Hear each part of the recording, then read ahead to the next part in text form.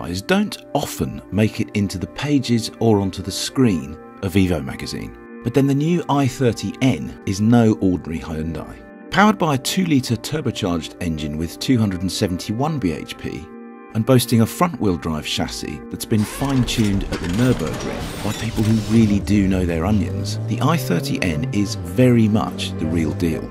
It has an e-diff at the front and a sophisticated quartet of electronic dampers to control each wheel. Its tyres have been developed bespoke for the car by Pirelli, and it has 5 different drive modes, including an N mode, which puts the throttle, dampers, exhaust, e-diff and ESP in their most aggressive settings.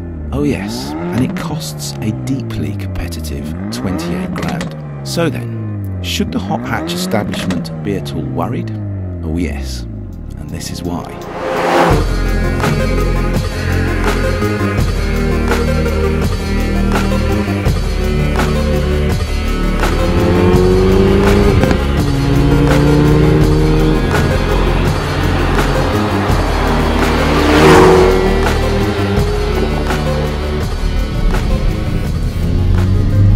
It does feel quite mad to be driving a car with a Hyundai badge on it and reporting on it as a first drive for Evo magazine, but be in no doubt, this thing, the i30N, is a really rather serious little piece of kit.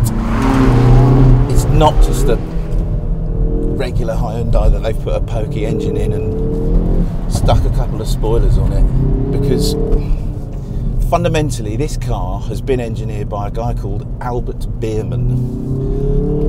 I'm sure some, if not most of you, will know exactly who Albert Biermann is, but for those of you who don't, he basically made all the really tasty M cars for BMW for years, until Hyundai hired him to come and head up their N-car project, and now he pretty much designs all Hyundais, but this thing is his baby, and you can just tell from the moment you start driving it, because it's a proper little weapon of a car.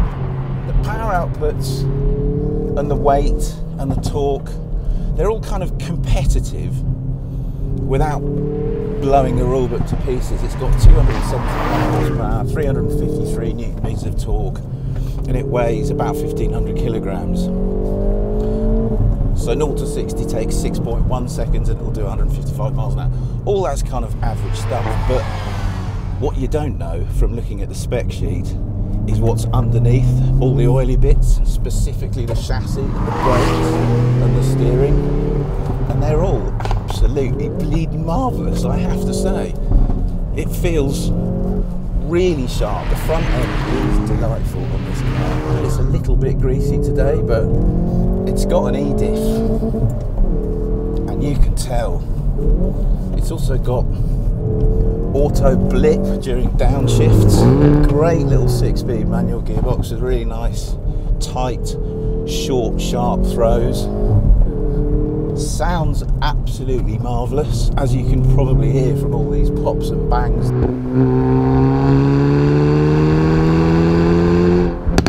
It's just a car in which you can't help getting a little bit carried away because of the way it's set up. You can really tell that someone who knows absolutely how to make a proper driver's car has created this thing. You've got various different modes that you can drive the N car in. There's eco, forget that. There's normal, which is quite nice because it chills the dampers down and the ride definitely gets better. And then you've got sport. And then you've got the N button, which is on this side of the steering wheel. And when you press that, that's when the N car really starts to come alive.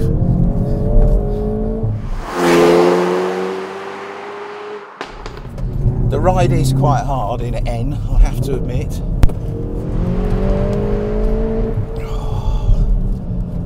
It's just got bags and bags of grip. Mega front end. It's a proper tool, this thing, it really is. It feels like a kind of one of the best versions of a Renault Mégane RS, and yet I think it's more composed than an RS. I think the steering is better than in an RS. I mean, forget comparing this with something like a Golf GTI. This is way more serious than a Golf GTI in the way it just feels sorted. Feels as if it's absolutely on your side. Really nice brakes as well. Really, really nice brake feel.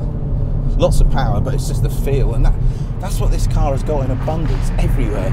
Feel and touch. And cross-country speed. Don't think this isn't too quick, this thing, because it is. I mean, alright, the straight line acceleration is not especially heroic, but the speed that you can cover ground in, because of the chassis, because of the steering, just because of the faith that you end up placing in all the controls, it's just... I think the Hyundai i30N is really going to put the cat amongst the pigeons. A, because it's just a fantastic little thing to drive, but also B, it's going to cost less than 28 grand, this car. That is a lot of car for the money. And I know where I'd put my money if I had 28 grand and I wanted to put it in a whole hatch. It would, I think, right at this moment in time, be in one of these. So in a nutshell, the i30N is just a great little hot hatch to drive, with a surprisingly brilliant chassis, excellent steering, fast enough straight line performance, and a highly competitive price and specification. And just remember, this is the first of many more N cars to come. Yeah, the Hyundai N car has arrived, and the rest of the high performance car world should probably take notice, or else.